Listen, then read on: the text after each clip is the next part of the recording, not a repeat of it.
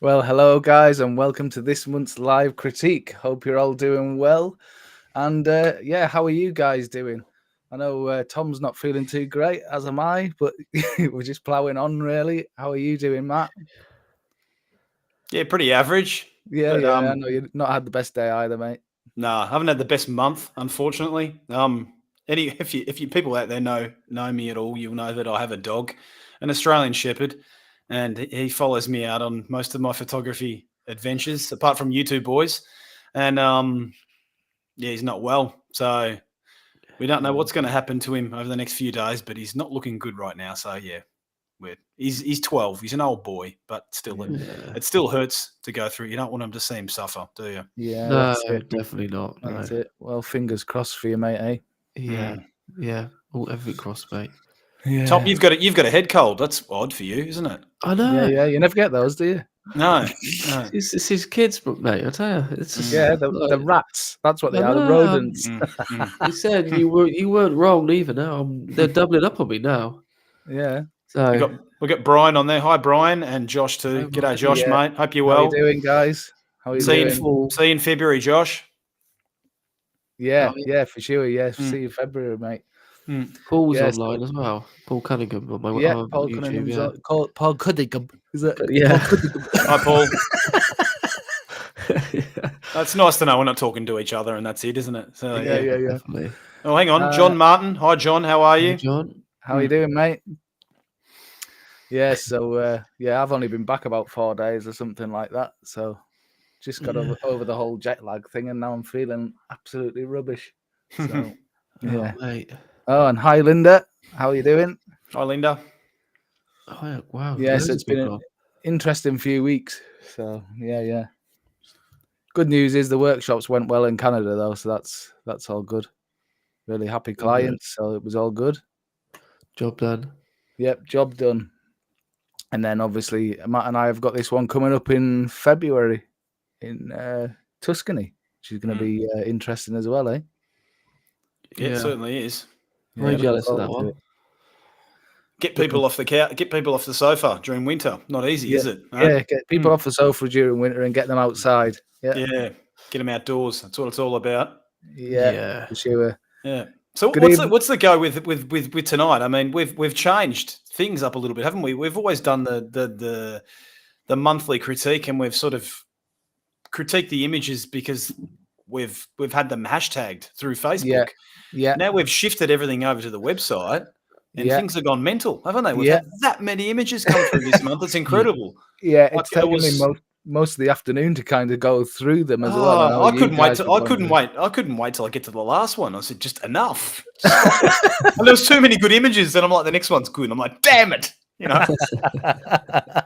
Yeah, it's been amazing though to see that there's been so much blown away enthusiasm. Yeah, it's really, really good, and obviously it's a great time of the year, isn't it? Autumn or fall, as you would call it in North America. It's an exciting time of year for those who get to go out and photograph. I've never been out and photographed it yet. It is, and it's one of our, as for landscape photographers, it's one of our favourite times of year to go out. So, that's good. Just need that wind to stop now, don't we? Oh, yeah, we've been. Well, you've been battered down south. We were supposed to get it today, and it never hit. So we've been pretty lucky. That's right. Yeah, I know where I used to live in Cornwall. They had 98-mile-hour gusts. Yeah. There today and yesterday. So some great storm photography, though. Yeah, being careful, obviously. Ghost. Yeah, crikey, that's some wind.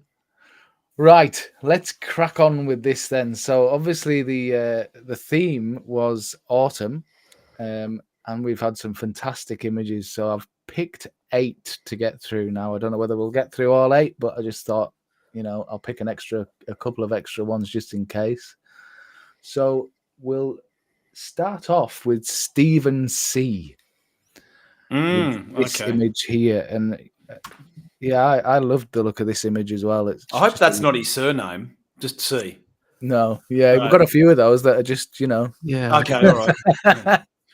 For privacy purposes, yeah. yeah. Otherwise, if that was your surname just was a C, it just you'd be big. Yeah, it's a novel name. But yeah, this one stood out to me as well. Really nice image, and obviously taken in really nice conditions. Oh yeah, stunning, isn't it? Beautiful conditions, Yeah. beautiful place. Great Yeah. time of year for autumn, isn't it? Yeah. Mm. And I'm trying to work out whether he's actually taken it from a boat jetty or something like that, or what, because it looks as though he's standing in the water from the perspective it's taken. Yeah, but would you say from this the shutter speed sort of you got a few ripples in the water there, so the shutter speed wouldn't have been ridiculously slow. Otherwise, it just would No. have been just smoothed out completely. Yeah. It probably would have had a shutter speed of around a third of a second, I would say. So you got that little bit of that ripple effect that's still there in the water, in the lake. Yeah. Yeah, interesting to know. Or you just zoomed in from the other side of the lake, which is highly possible. Well, it's either Isn't it? that or those ripples are caused by the jetty moving as he stood on it, Yeah. because Yep. they're coming from that direction. Yeah. Didn't think about that. Yeah, but either way, I mean, it didn't really matter where they were stood. They've captured the conditions beautifully.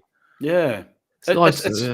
It's one of those images in it, Tom, that attracts your attention straight away, and you see it. And sometimes I look at these, and I don't want to sound condescending or anything, but these are the type of images that I look at, and they attract your attention. Like, wow! And then you look at them, and then you look at them, and then you look at them a bit more, and you think, "Hang on a second, what's going on there?" Yeah. No, I don't like that.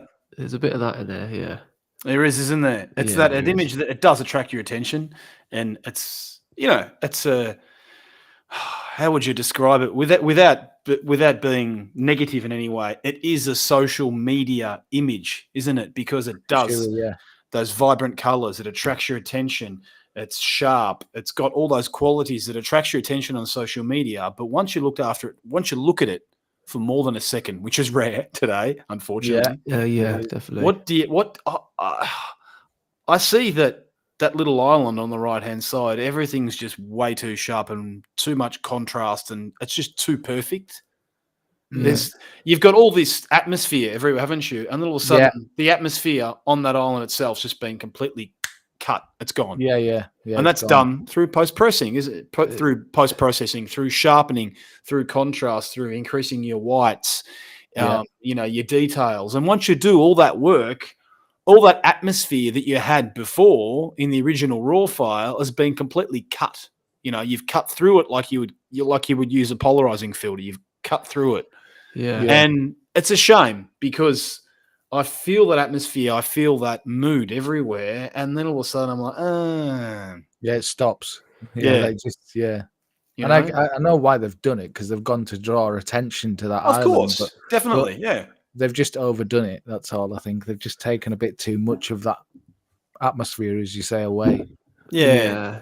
I think sometimes when you take an image like this, it's obviously an excellent image. It's in a perfect situation. Look at the sky.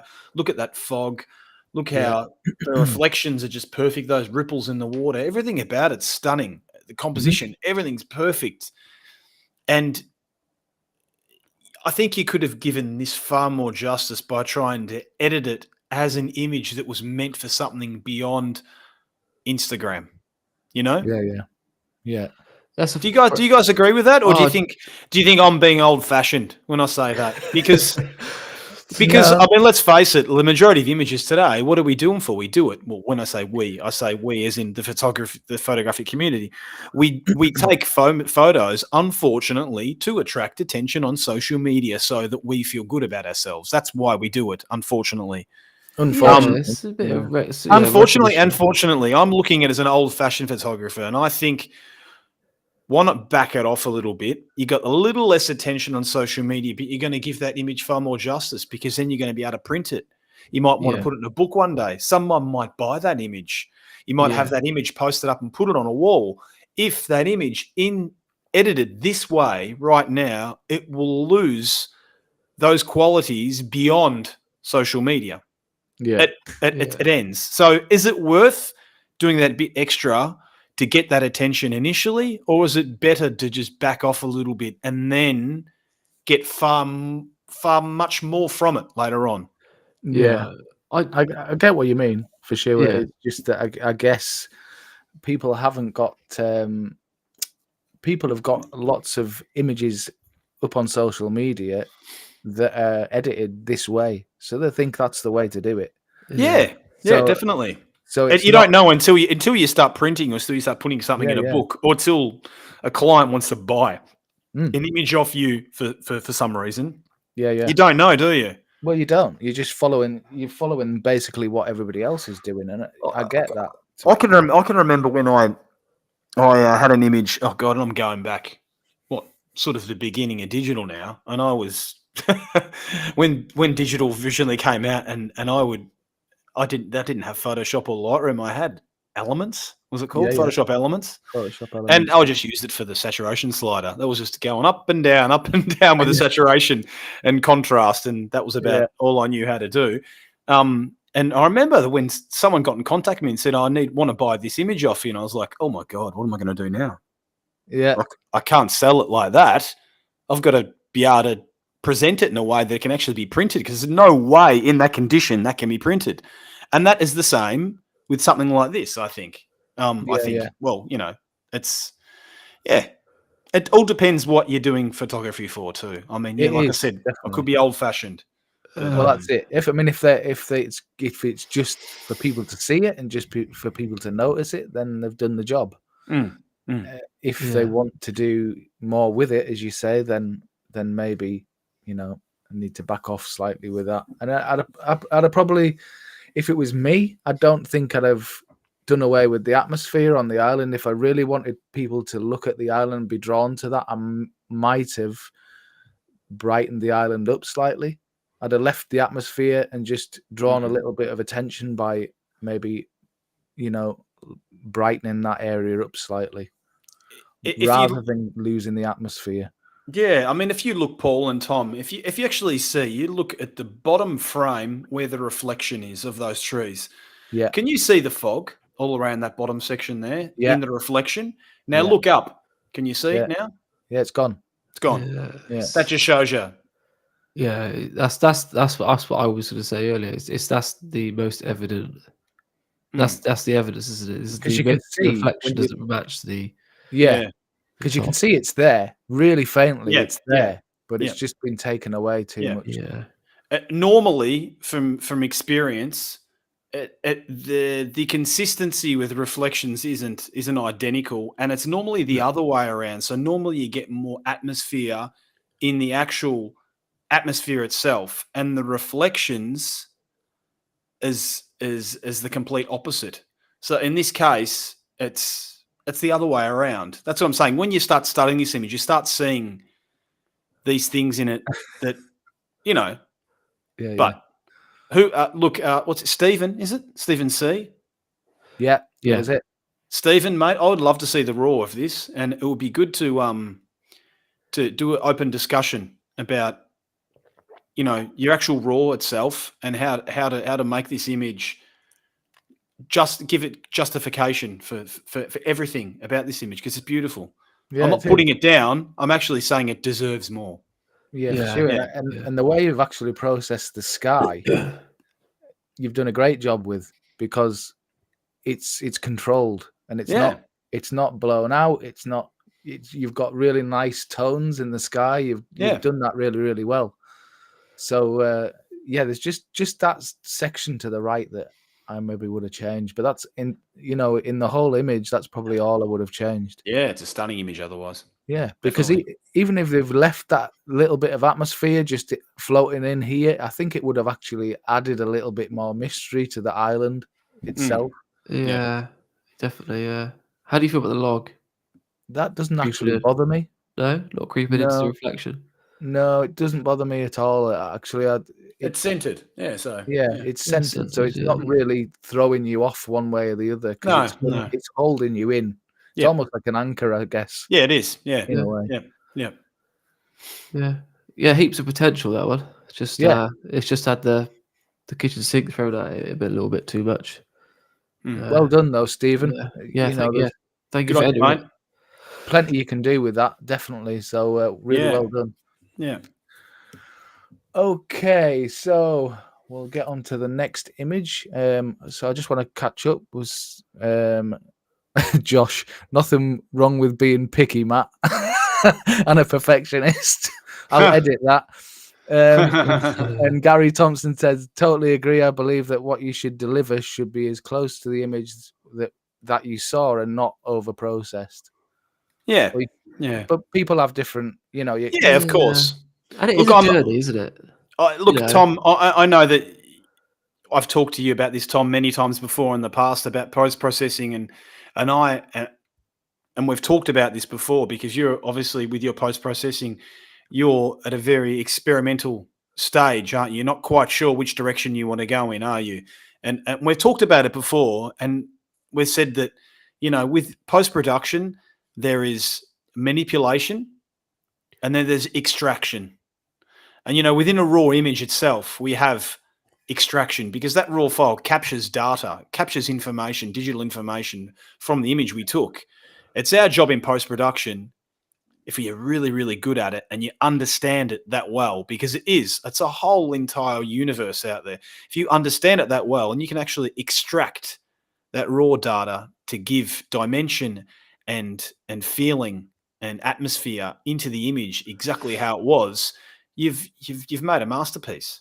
And it's Yeah. not easy, you know. No. Then you've got manipulation. Okay, so manipulation is completely different. You're actually adding. All right, so you're not extracting, you're adding. Yeah. That's the fine line that we have to chase with here. Adding's great. It's going to give your image something, you know, amazing. But extraction is far more. If you extract the image, it in the long run will be a far better quality image because it's real. It's real data. It's not fake data. Yeah. You know, and the trained eye can see fake data from a mile away. Yeah. That's definitely true, yeah. Right. 17 and a half minutes on, and we've only talked about one image. Shut up, man. Yeah, we're doing great. I told you you'd be better off without me tonight. That's all. So we're going to go to this next one, which is Charlotte Sea, Aspen tree at Rocky Mountain National Park. Yeah, love it. Yeah, it's I just love the simplicity of these. I said simplicity there. If you couldn't quite, Yeah, yeah, struggling with my nose today. I heard sympathy, struggling with your nose, with your yeah. palate, with everything, really. Yeah. Yeah, I just love the form, the shape. You know, it is what it is, isn't it? Who doesn't like a backlit leaf? especially aspen trees. I love aspen Yeah, trees. the way that the light hits the bark and Yeah. just sort of really just makes it pop, doesn't it? It does. Definitely. They're an easy subject too, aren't they? As the aspen trees, aren't they? Just glow. They're so vibrant, aren't they? They are, yeah, they are. It's like an organized chaos, aren't they? When you that's what I like about them is when you really deep it, when you really look into it, there's so much to see. There's so much hidden. There's sort of mystery behind certain areas of the leaves and the little. So there's not. Although they look simple, they are actually quite complex, aren't they? When you really start to think about it. Well, really, they're a detail shot. Yeah. When you're this tight in, but what I like about these shots is that they fill the entire frame. Yeah. It's almost like a wallpaper shot, isn't it? Yeah, well, they're very texture and pattern orientated. These kind of shots. I feel. Yeah, definitely. So, looking at this, I don't know what your thoughts about it are. Don't ask me. Probably the same as yours. Yeah, well, if I asked you, we'll still be here half an hour later. But Tom, what do you think about this image? It's the bottom left branch that's bothering me. Yeah, you're onto it. Yep. And I think I would have probably cropped that out. Oh, God, you're right. That's not very often that happens, is it? What, me being right? Well, Yeah. Oh, no, me agreeing with you. Sorry. Yeah, that bottom branch down there for me, I would crop out on the left. Square crop. Yeah, yes. I would probably think so. Let's have a look. Let's have a look. Yeah, it's just it makes you lean too heavy on the left, doesn't it? Yeah.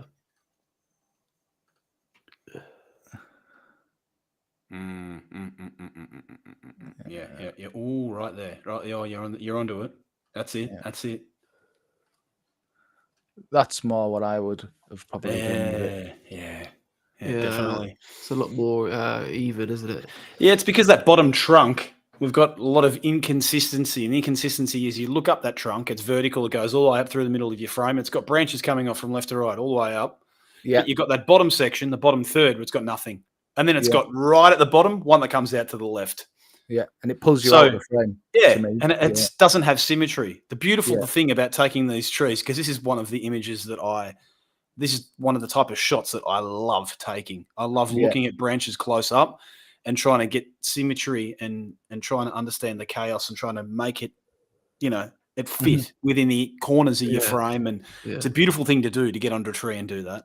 And definitely there's some inconsistency in symmetry with that crop. So definitely a square crop. Yeah. I think it changes it completely. Definitely changes it a lot. Yeah. Yeah. Nice background too, by the way. I really like that background. It sort of really forces you to look at the background, doesn't it? Because it's so punchy.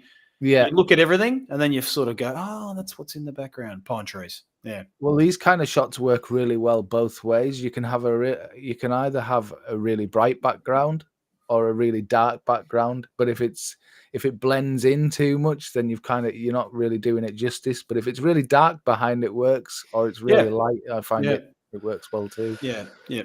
That's a lovely shot. Yeah, I think it is. Well done. Great. I haven't really got anything else to criticize about that, to be honest. It's a fantastic job apart from that crop. That's the only thing I could suggest. Yeah, we're a big favour on the crop these days, aren't we, guys? Yeah, we have a crop, don't we? Oh, yeah, we've got those big megapixel cameras. Might as well use them. No point in having a 40 megapixel camera if you're going to put everything on Instagram, is there? Might as well crop the crap out of it. Yeah. Well, they will and compress it anyway, so it doesn't really matter too much. Right, the next one I want to get on to is Patty B, and it's Blue Ridge Park as well. And bring this one up. Oh, let me just go back into library and bring that up. Yeah. Now, same here for me. Yeah. Funnily enough. Yeah, it is. It's the same. It's very nearly there, isn't it? Yeah, there's the branches on the right and big distraction. Top left corner is a big distraction too. Yeah, because there's one thing having sky in the shot that works okay, but when you've just got like a little corner, I find it really distracting because it's just pulling your eye away. Yep, definitely. Yeah. Just want to grab this message, and it's Costa's saying, if you like the original ratio, is healing out the bottom branch a cardinal sin? No, not really, not at all. If you wanted to do that, then I don't see any problem with that at all. I have more issue putting things into an image than I do taking them away. Yeah, definitely. Yeah. If something's distracting, I have no issue at all cloning it out or removing it, whatever it takes. I always clone Paul Thompson out of all my photographs because he always steps in front of me when I go to take a photo. So I'll just do wait till February. Now you've said that, mate. That's all right. Yeah. You running around your bare bum. Yeah. No, I don't know about YouTube, but cloning things out is I always have a layer on Photoshop when I'm editing, and it'll just be dedicated to clean up. Removal, dust and things like that is every time. But removing it is a big part of the process for me. Sometimes you don't find anything. Sometimes you think I didn't see that. Have you guys in Photoshop ever used the liquify before? Yeah. Liquify is quite powerful. If you use it properly, you get yourself a really, really big brush and you put the liquify on there and you move it. It'll just move. It'll move everything out the way. It just liquefies. It just moves it out the way. And I find that sometimes to be more effective, rather than sitting there with a brush and trying to get everything, it might not be correct. You just liquefy it out the way. Or, yes, I said liquefy. If you go into, there's a comment up there. If you go into Photoshop and you go to filter, I believe it is, and in filter and you go down, there's the liquefy selection. Click on that. It'll give you the huge big brush. Now that brush, basically, you grab everything, you go blip, and you move it out the way. It's pretty cool. Yeah. It just stretches the pixels, doesn't it? It stretches everything out the way. Yeah.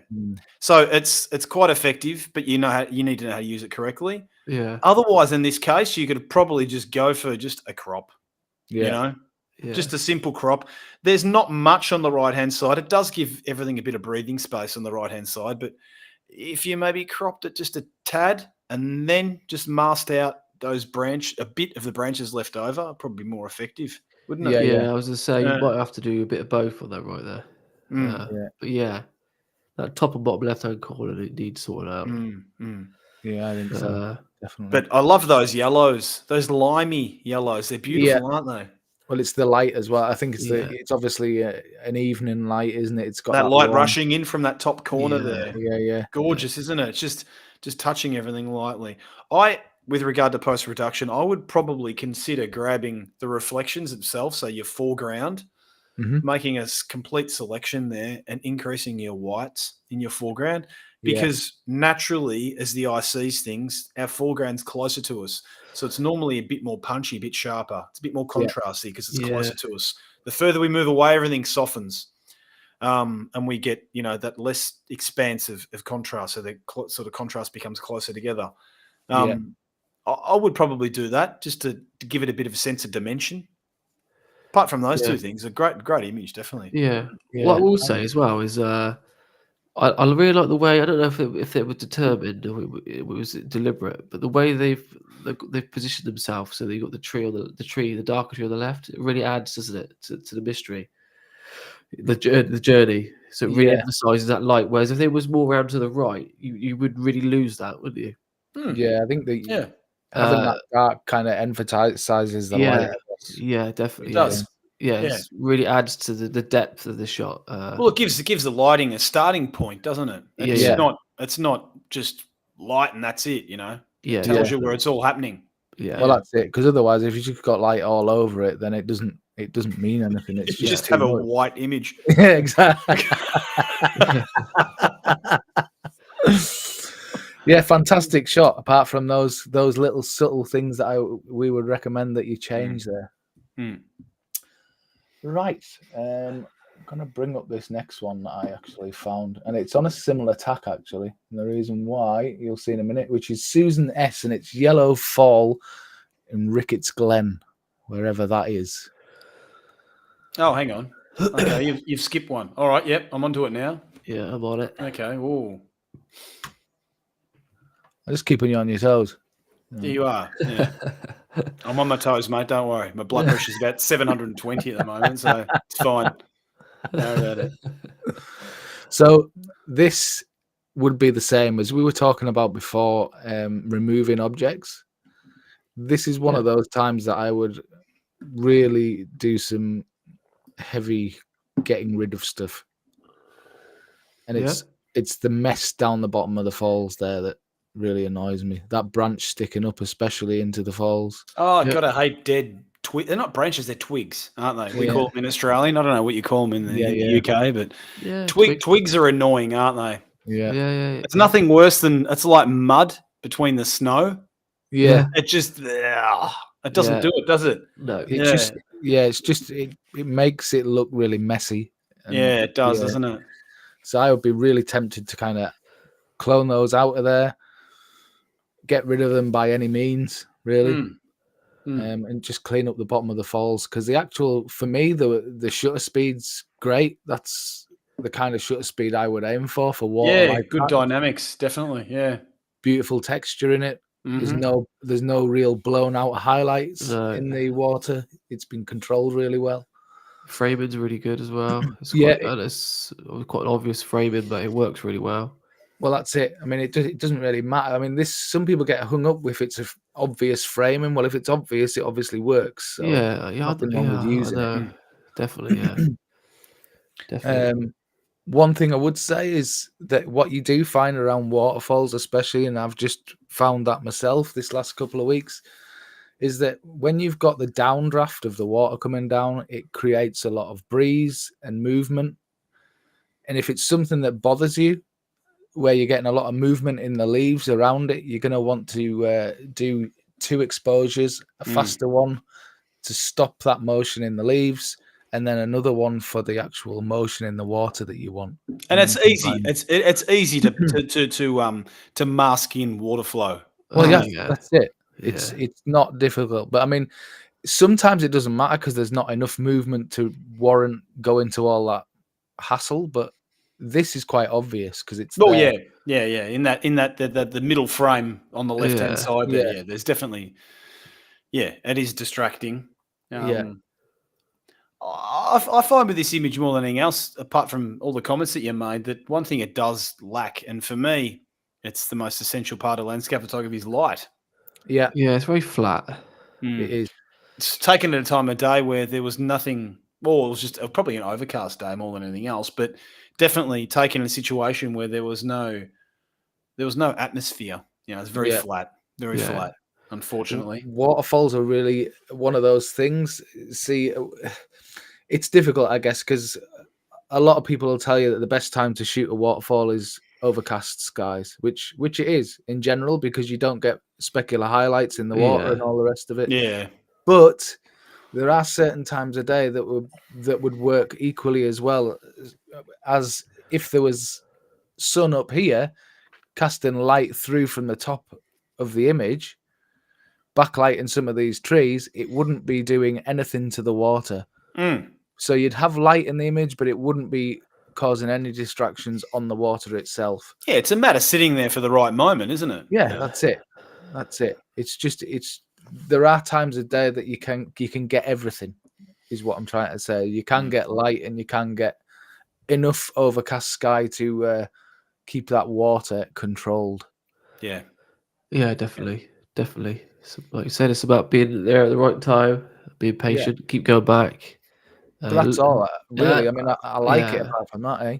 Yeah. Oh, another thing as well is knowing the area, knowing the shot, knowing how light reacts, where certain light hits, depending Yeah. on what time of day. So you know when you need to be there for when you want this light to come in, whichever way you want it to come in.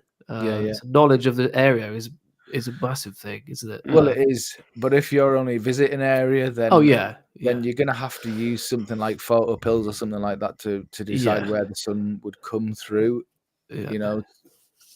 But if it's local to you, then definitely you could even go there without the camera and just sit and watch what happens. Yeah, definitely. Yeah, 100%.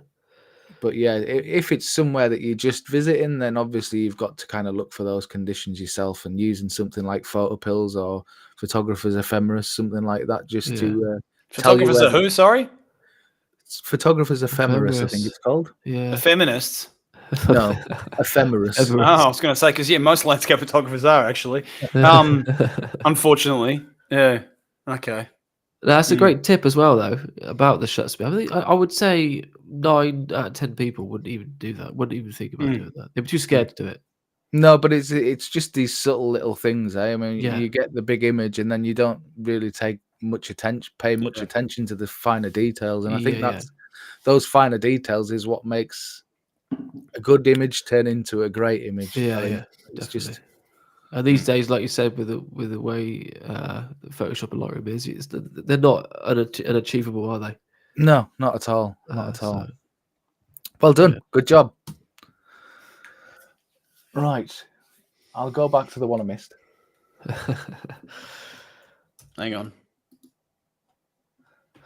And this is Mr. George Cormanicki. Oh, yeah. And this one I threw in there as well because it really stood out. Oh, it's a painting, isn't it? I know. It looks like a painting, doesn't it? I absolutely love this. It's like what's the word? Like mythical. It's got like a mythical feel about it. It's got a crossover between a painting and a photo. It's quite Yeah. so delicate on the eye. Although you've got an obvious sort of subject leading through the middle, I don't really get drawn. It doesn't smack you in the face, does it? So you're like your eyes sort of darts around. Yeah, I think you're drawn to the lighter areas of the foliage more than definitely. anything. Yeah, definitely. It makes you step backwards, not forwards, and I think Yeah. that's something that's a good thing.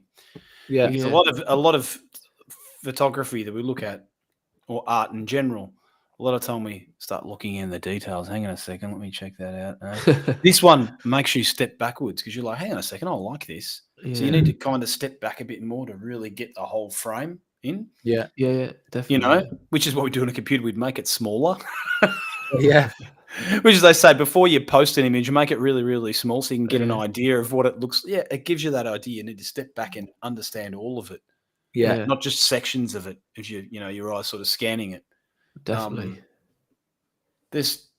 I like it because it's got this soft palette. It's like brushwork, isn't it? It's Yeah. I spent the last few days going through many museums in the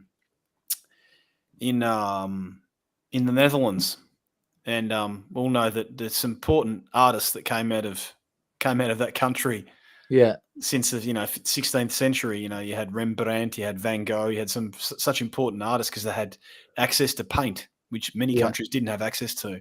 And so the amazing artists coming out of there, and a lot of them experimented with different type of palette work and different techniques, and looking at something like this because it obviously they painted in a country that didn't have these mountains and this dramatic light. It was all very soft palette, and the Netherlands it's 15 meters below sea level, the majority of the country. So you don't have mountain that's flat. And the trees that you have, or the forests that you have, aren't that. It's not dense, but it's just very, very subtle. Everything's very subtle. And you can see that in this. It's very subtle. You got that subtle light too, but it's got this beautiful palette work of these different variants of greens and yellows. Yeah. That's what attracts you. There's so many variations of a color wheel that's very, very close together. Yeah. Of these greens and these yellows, which is that's what is attracting us to it. These many variations in two colors, Yeah, and what I really like as well is the separation between the trees because it works. There's nothing really overlapping that's in your immediate. Yeah. Yeah. I like it. Like You know Matt what I said, mean? yeah, definitely, yeah. It's so important, isn't it? Woodland is separation and Well, yeah, because it stops that sort of distraction when you've got crossing branches and all the rest of it, or crossing trees, or it's always about just stepping left or right and just being able to hide trees behind other trees or whatever it might take. Yeah, definitely, yeah. And position that sort of stream or in the middle nicely as well. Oh yeah, and the cropping of it's spot on, isn't it, Tom? Yeah, the cropping's really good. Yeah, I would say so. I really like the way how much room they've left at the bottom. Yeah, Because it's sort of it's a perfect amount, isn't it? It's not it's added mystery, but at the same time, it's just showing you enough of where it's ended up, which I quite like, and it's not distracting either. At the same time, you're not being pinned down, are you? So I think too. George took this image, didn't he? Yeah, George. Hey, George, how are you, mate? We'll see you soon. George is coming with us on a workshop. Nice. Coming up with us on a workshop in Abruzzo in which month? May. May. God, I better remember that. Yeah, you better. Yeah, I better. Book the hotels. You can really see from this image from George, we don't know George that well, never met him personally, who George is. And he's definitely not an out there person. He doesn't want to attract attention. He wants to be in harmony with the landscape, and he wants to enjoy the landscape for its subtle beauty. And you can really tell an image like this, the type of person who took it. I think I see it that way anyway. Yeah. I think it's got a certain personality to who this George is that we don't know. And I'm looking forward to meet the bloke because that's a beautiful shot, mate. I speak to him quite regularly. He emails me at least once a week, which is He seems very much that way Mm. for sure. And he sent me a couple of images, but this one that popped up today really stood out to me. Really, It's very original. It's very original, and it's that's the type of image that could take it. You could take it far with an image like this. You know, the Yeah. image doesn't finish here. You know, Yeah. you need to accompany it with some words. You need to print it out. You need to add it to a collection. Maybe try and sell it as an online print or something. It deserves to go somewhere, I think. Maybe the area that it's taken in isn't a well-known area. Or maybe people who are passionate about this area, walkers, for example, might not have many photographers taking images in an area like this. So these are things you've got to look into when you're taking a photo. You know, this could be an area where no one's been before and photographed, but it could belong to a society of bird watchers, for example. You know, who are very passionate about the area. So this is where, when I mean an image deserves to go somewhere, this could be an example of where a piece of art like this can go somewhere, you know? Yeah. I would say at the moment I've found like a really nice, a really fruitful area of the woods, and I keep going back there every time I go to the woods. The same, it's only like, I don't know, 400 meters square.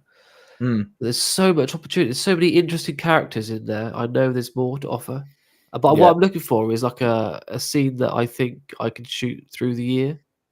Yeah, Because I want like a project or something to do. This is that. This would be a project. You know what I mean? Yeah. This is that sort of shot that I would love to shoot in snow, in deep winter, in spring. You know, it would, and to add it, like you said, Matt, have it like as a body of work, because it definitely deserves, like you said, some sort of story behind it. Yeah. Yeah. Well done, George. Well done. Lovely. Yeah. Yeah. Fantastic. You, Georgie. I agree with you, Tom. Definitely, mate. Yeah, I think so. Well said. Well said. Yeah. Right. We're cracking on. We've got 40 minutes in now. Right. Bring this on up by Serge. And that rings a bell. Your surname's not Ramelli by any chance, is it? No, I'm Serge Ramelli. I get an email from that guy every day. Do you really? Trying to sell me books.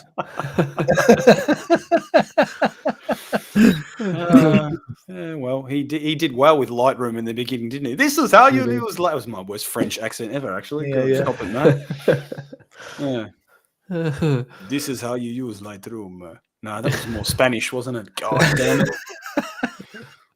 I told you I'm not well tonight. Can't do my accents. So what are your thoughts about this one, guys? Just go, Tom. So I think that you said it. That's it. That's pretty much what I think. Yeah. Like what we said yesterday, what we said earlier about the separation, Paul. Yeah. Incredibly hard scene to as you to separate. To try and position these trees in a way where you're not really conflicting major characters, are you? No. The light obviously helps, pulls you through. There's lots of mystery in the back there, because you can see what Serge is trying to do, can't you? You can see why he took this image. Yeah, you can. Obviously, that's the side, the subject in the middle. Sort of pulls you in. Pulls you in, yeah. Like the anchor point we talked about earlier. Very similar thought process, I would say. Now, it's not easy to separate, but they've done a pretty good job of separating most things. Yeah, that's the biggest. It's funny when you, as a photographer, especially a woodland photographer, looking at this, the separating a scene like this would be an absolute nightmare. Which I'm assuming a lot of people, I don't think, would really notice that, would they? Or notice the importance of it. They know what looks interesting, but they don't necessarily understand what it is. Yeah. So, but as a photographer looking at this, you really have to appreciate how hard these pines are. They're very regimented and tend to be in lines. Yeah, planted forest. Yeah, exactly. Yeah, so, and they're not normally a very. They get branded, don't they? As not a very interesting subject. These Well, a lot of the times they're not really No. compared to what we have in the UK. I think especially because we've got a lot of native trees, obviously Yeah. beech forests and oak Yeah. forests. Hmm. These are kind of, Yeah. which is why, like when I've just been to Canada, for example, and you go to like old growth pine forests, Yeah. it's completely different. Yeah. They Yeah. have character about them. They have, difference about them. Whereas these planted forests, yeah, I know what you mean. They're very sort of clinical looking, I think. Clinical is a good word, actually. Yeah, I like clinical, but it So doesn't mean there isn't what shot stands story. out in this though, Tom? What are you saying? Okay, why did we pick this image? It's not a pine forest. Why did we pick it? Well, it's that tree in the middle there, the light hitting it. That's An atmosphere. an atmosphere in the background.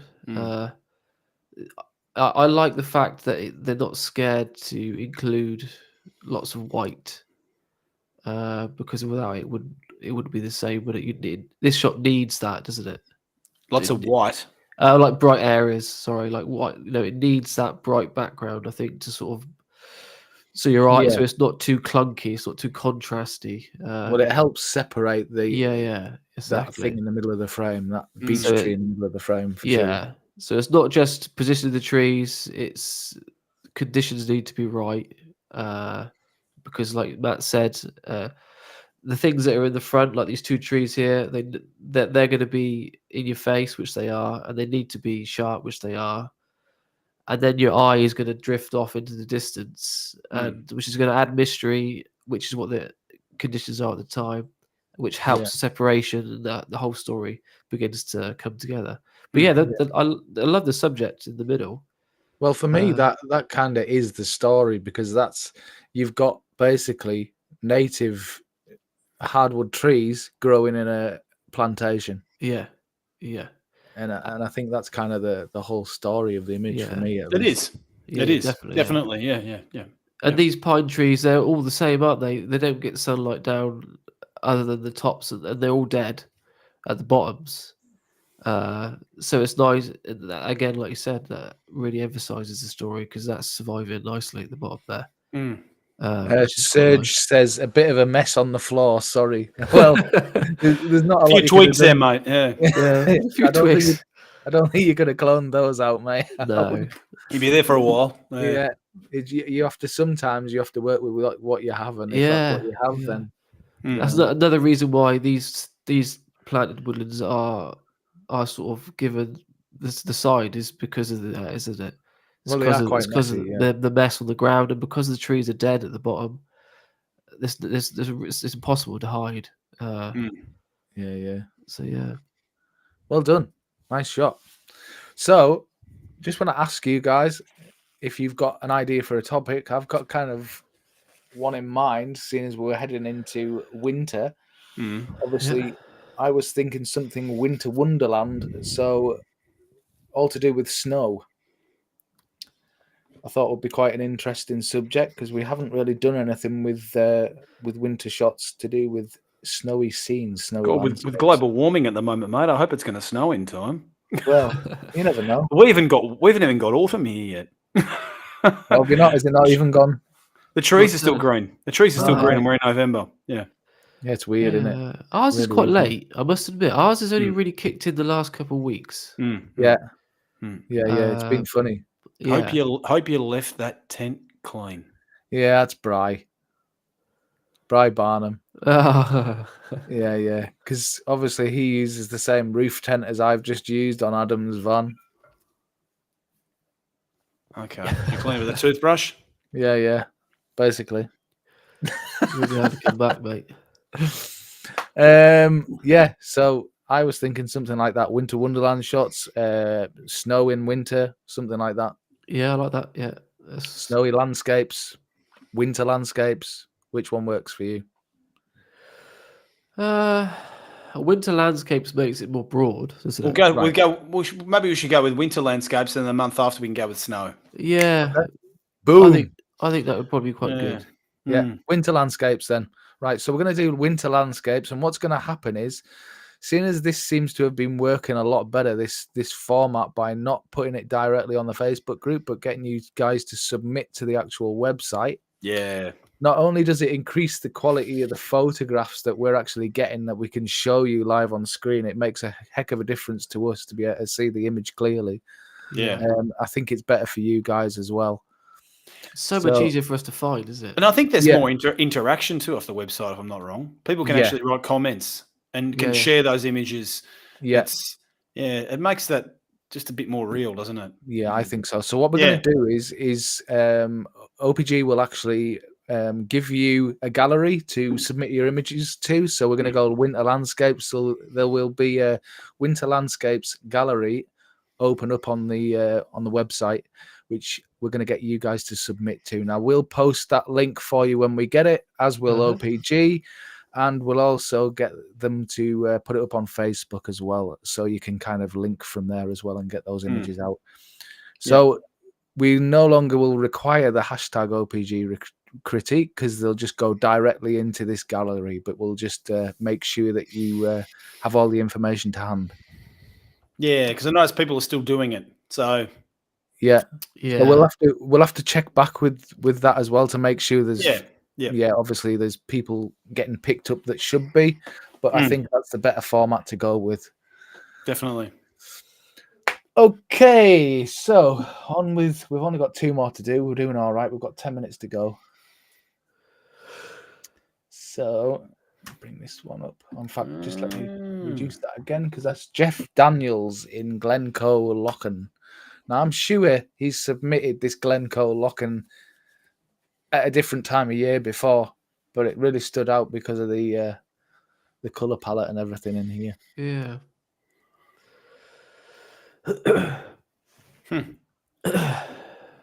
I'm just taking it in again. Yeah. So look at. Wish I was there. Yeah, I know. Straight off the bat, it's a very accurate, isn't it? Top and bottom, like we've had. What did you say? The reflections. Yeah. They're very. I would, like Matt was saying earlier, they're very. Obviously, they're not never going to be identical because it's a reflection. But I would say they're a lot more. It's consistent, basically. Consistent, yeah. Consistent, yeah. And what do you think he's on? A boat? The other side? Jetty? Not a jetty. It could be one end of the lock on this one end of the lock, Yeah, it could well be. With a long lens, like Matt said. Yeah, it could be either of those, really. I'm not entirely sure. But yeah, really, really beautiful. Beautiful scenes. There's something weird going on in the tones, in the mountains, in the background there. Yeah, very purpley. And... Yeah. But as an image, other than those tones, I really like it. Is that I've found it in the past with post-production. It might not be in this case, but where your sky's too bright and you've tried to darken it down too much, and when you've darkened it, when you've blown some of those highlights, you get this weird effect about it. Yeah, weird sort of hazy, halo-y sort of.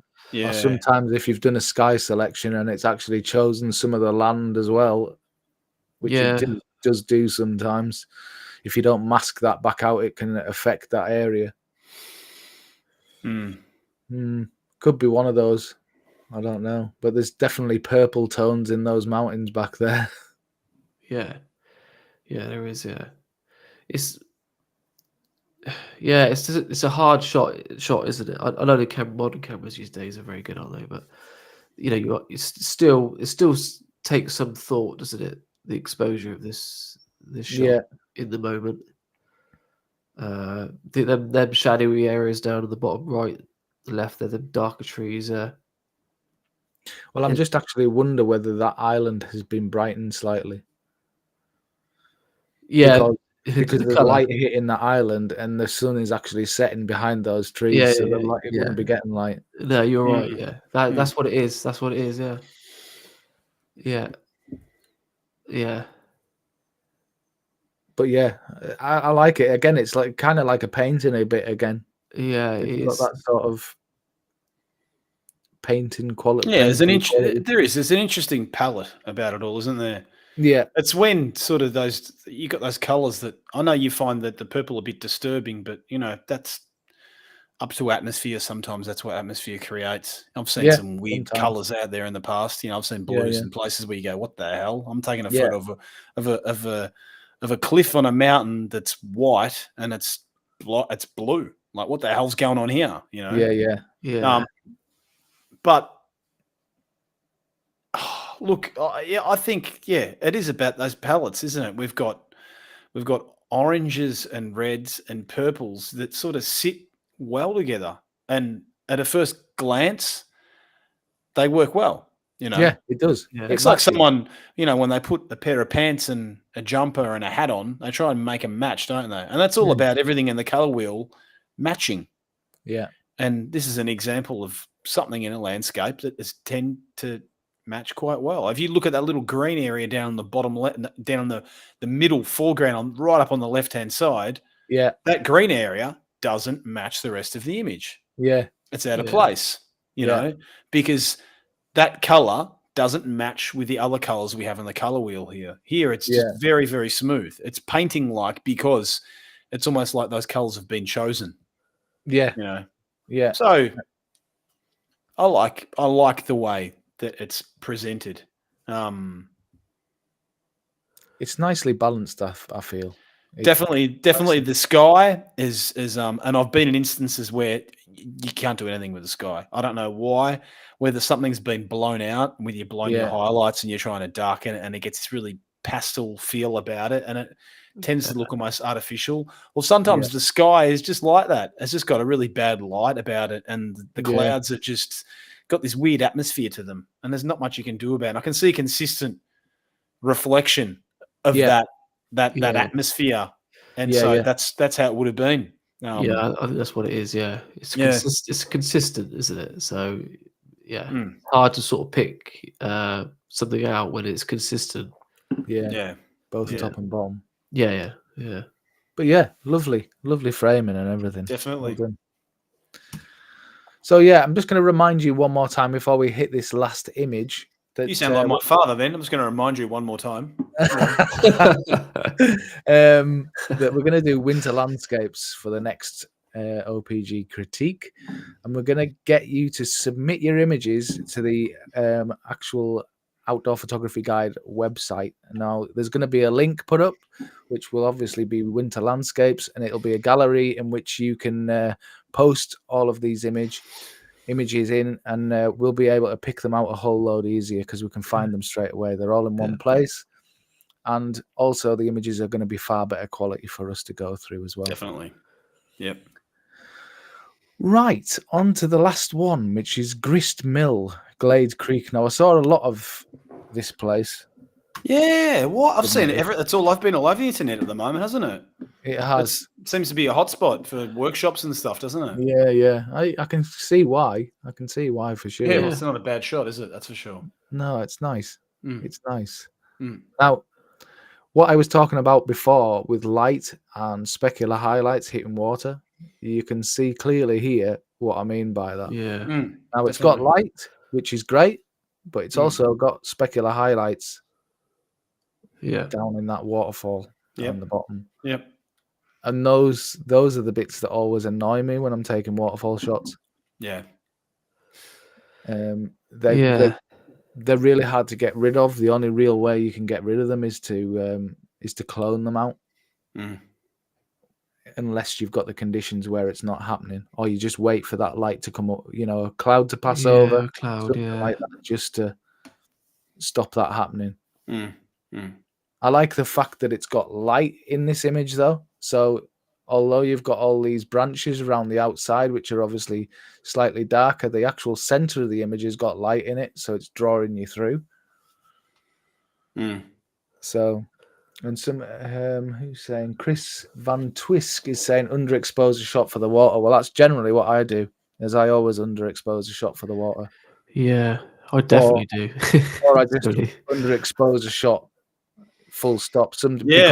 Because of the way we shoot now and the cameras we use, really, if you're only having to underexpose by 1 or 2 stops, there's no reason why you can't bring those details back from the rest of the image. That's right. With the DR, the dynamic range we have in sensors these days, they're so powerful. We can pull incredible amounts of details out of them now. So. Yeah, this has been shot to sort of try and make it even, isn't it? And it's like you said, if you'd have shot for the highlights, then I think you would have had a lot more data to work with. You would have ended up with a lot more less in your face. You would have been able to deal with that water a little bit better. We've got Chris saying here he finds this image too bright on the outside of the frame. Look, I think at the top section of the frame, it's inviting because it's showing you that we have a light source coming from a direction. Yeah. So probably in that sense, it's not that distracting. But look, I find the biggest distraction we have with this image is focus. Yeah. There's a lot of soft areas in this image. Yeah, there is a lot. And it's a bit too much. Soft areas in your immediate foreground when we're framing is nice. You know, sometimes people do these images where they're taking a picture of a castle in the distance and they got these flowers that are all around them that are all out of focus but extremely blurred. And there's an effect there that's very, very mutual. Yeah. I think in this instance, this is down to laziness. It's missed focus more than anything. It's not intentional it's not intentional use of depth of field. It's just missed focus by the look of it. It depends. Those branches could have been very close to your immediate foreground. You might have had to do a photo stack with it, but definitely.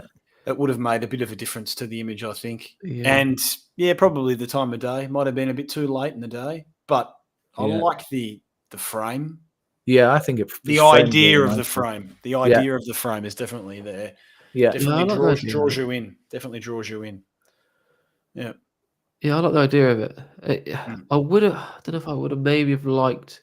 It's difficult, isn't it? Because obviously not there, but there's a bit of mystery to it, isn't there? You can't quite see all of what's going on in the background. Yeah. Which I quite like. But yeah, I just think. Makes you do this. It makes you lean around. That's exactly what I'm doing, and I don't know whether I wanted them to be more to the right, so I didn't have to do that. But yeah, I just think it's like Matt said. It's just even not knowing how depth of field works, or choosing the wrong aperture, or not realizing that maybe it's impossible in a focus stack. Yeah. I mean, it might just be that it's picked up focus on a branch or something. Yeah, exactly. It might be autofocused and it's it might more have picked snapshot. You don't know, do you? But the idea is there. I think that's the main thing. Yeah, definitely. Good stuff. Great stuff. Well, thanks for submitting those images this month, guys. It's been fantastic to see the quality of images has really gone up. Not only in quality for us seeing them, but actual quality in images for you guys producing them as well. It seems to have really brought in some nice work. Yeah, definitely. Get those images submitted into the website for the next one. You'll see some promotion pop up on the website to tell you when it's going to happen and also where the gallery is going to be. And it's going to be winter landscapes for the next one. Okay. Thanks very much for joining us, guys. It's been great. And thank you, too, for helping me out here. And I'll see you all soon. Take care. Cheers, everyone.